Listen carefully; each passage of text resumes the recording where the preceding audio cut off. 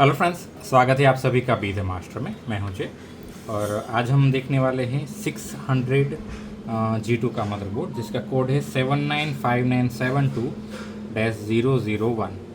ठीक है, 795971-001 यानी कि ये 600 G2 का मदरबोर्ड है।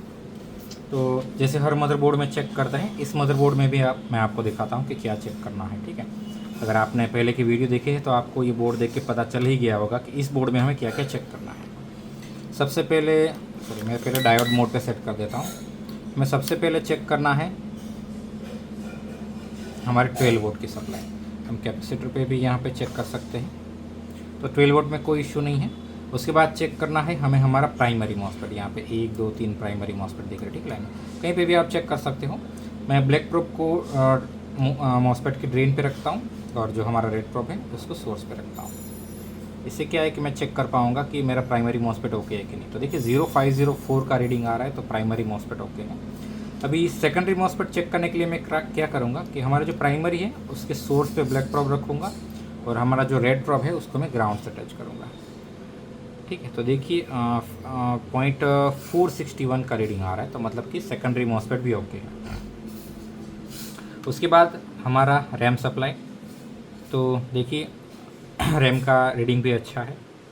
5 वोल्ट का सप्लाई सही है, चिपसेट का सप्लाई सही है, 3.3 वोल्ट सही है, 3.3 वोल्ट का जो स्विच होता है उसका इनपुट आउटपुट सही है।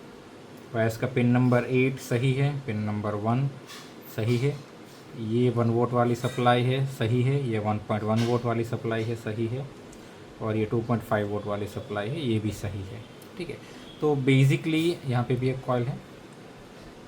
ठीक है, तो इस बोर्ड में कहीं पे भी शॉर्टिंग वगैरह नहीं है।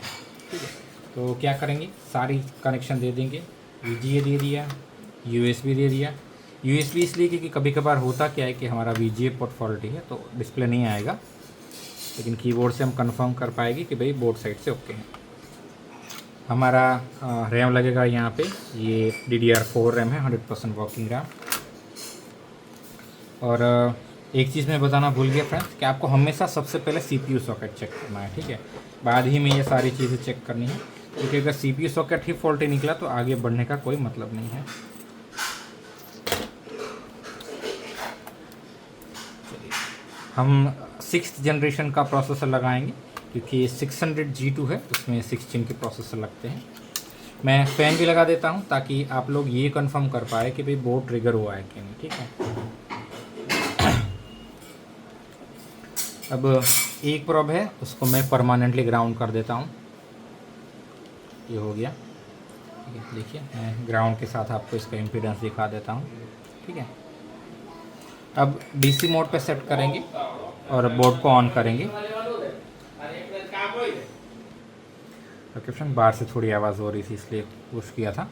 ओके, तो हम कहाँ पे थे? हाँ, सबसे पहले आपको हमेशा CPU सॉकेट ही चेक करना है। ठीक है, तो सारे के सारे कनेक्शन लग गए हैं। अब हमें क्या चेक करना है, IO और चिपसेट हीट तो नहीं हो रहा है। अगर कन्वर्टर यूज़ कर रहे हैं तो वो हीट नहीं हो रहा है ना, वो चेक करना है। ठीक है, तो यहाँ पे कुछ भी हीटिंग नहीं है, तो चलिए क्या करेंगे, सीधा ही ट्रिगर करेंगे इसको।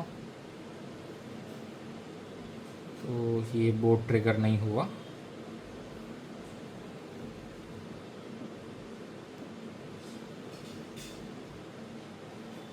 एक बार फिर से कोशिश करते हैं।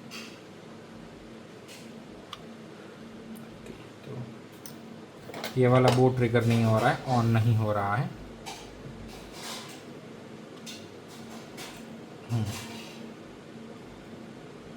ओके, तो ये दिक्कत है इसके अंदर। चलिए देखते हैं, 3.3 और 5 वोल्ट की सप्लाई फुल है ना, तो 3.3 वोल्ट सही है, 5 वोल्ट भी सही है। ठीक है,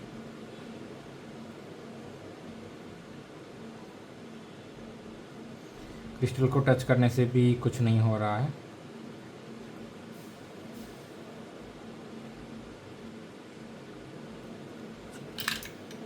इसको बंद करते हैं और बायोस को हम रीसेट करेंगे।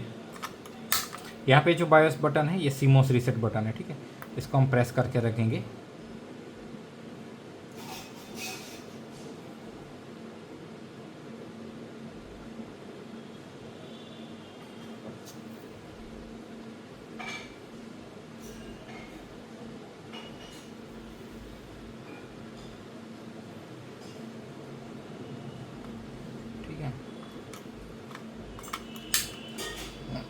क्या करेंगे, बोर्ड पावर देते हैं,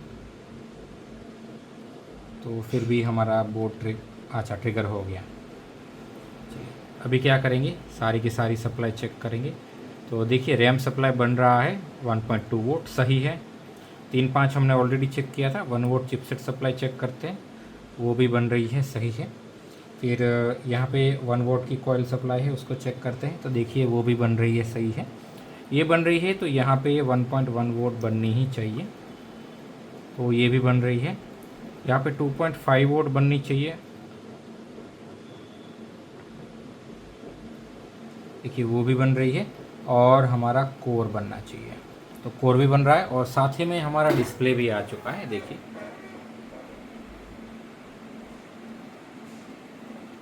तो इस बोर्ड में क्या दिक्कत है, अभी आपको लगता होगा कि चलिए हमारा बोर्ड हो गया, ठीक है। नहीं, ये बोर्ड कभी भी नहीं चलेगा, कुछ टाइम के बाद ये अपने आप फिर से बंद हो जाएगा। इसका प्रॉपर सॉल्यूशन यही है कि आप इसका बायोस रीप्रोग्राम कीजिए। बिना बायोस रीप्रोग्राम किए ये बोर्ड कभी नहीं चलेगा। ये मैं जैसे ही डीलर को दूंगा ना, अगर इसी कंडीशन में, तो 1 या 2 दिन में ये मेरे पास रिटर्न आएगा कि फिर से डेड हो गया है, ठीक है। क्योंकि ये प्रॉब्लम मैंने एक बार नहीं अनेकों बार फेस की है कि हम चार्ज कोई भी नहीं लगाते, डीलर को फ्री ऑफ कॉस्ट वापस दे देते हैं कि भाई ये लीजिए, इसमें कोई ख़ास प्रॉब्लम नहीं था। लेकिन 1 आध 2 दिन में ये बोर्ड हमेशा वापस आता है। याद रखिएगा 600G1, 800G1, 600G2 और 800G2, इन चारों के चारों मदरबोर्ड में अगर बायोस रीसेट से काम चल जाता है तो भी आपको बायोस रीप्रोग्राम करना है, ठीक है। अगर नहीं करेंगे तो ये प्रॉब्लम वापस से आएगी। तो मैं भी इसका बायोस रीप्रोग्राम करने के बाद ही डीलर को दूंगा, ठीक है, ताकि ये केस मेरा रिटर्न ना आए। लेकिन आपको समझ में आ गया होगा कि इस केस में क्या करना है, ठीक। डेड है और अगर बायोस रीसेट से ऑन हो जाता है और डिस्प्ले आ जाता है, तो आपको सिंपली क्या करना है, नया बायोस रीप्रोग्राम करना है, ठीक है, आपका काम हो जाएगा। तो आशा करता हूँ कि इस वीडियो को देख के आपको कुछ सीखने को मिला होगा, एंड थैंक्स फॉर वॉचिंग।